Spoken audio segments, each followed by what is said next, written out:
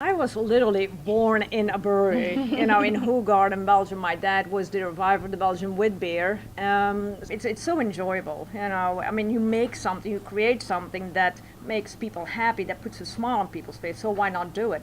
When I started here in '91, actually, what people would when they would come to the brewery, they would say, okay, who's the man in charge? And I would be like, well, it is, and it's a female. They're like, oh my god, it's kind of like, wow, this is weird to have a female in the brewing industry. But once that they taste the beer, once that they put that liquid on their lips, they're all sold, no problem.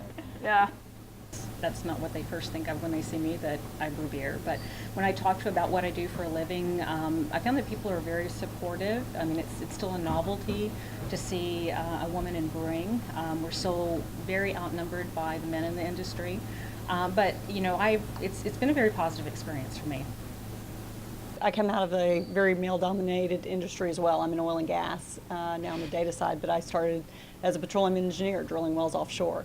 So women in whatever field they choose to be never phases me.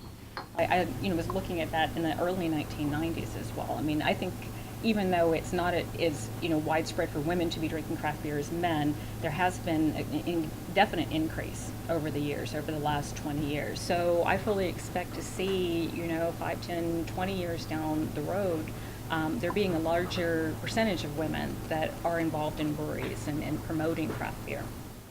No one thought it was weird if we drink normal beer. No one thinks if it's weird if we drink wine or mixed drinks. Why is craft beer any different? In fact, I think women have much more of a distinct palate and can taste a lot of the subtleties better, and it makes sense for us to be enjoying. When we were trying to learn some of the off flavors and doing the taste profiles, I could taste things way more subtly than Scott or Greg or any of the guys that we had doing that, and I could actually tell them where to go try and taste it, for whether it was on the side of my tongue guidance. or okay, can you taste it, move it over here, you might get a little bit more. And then some, they just flat out could not distinguish. You know that in the big breweries, if it's all female, most of them that are where they do the testing, the tasting panels, it's pretty much dominated by females.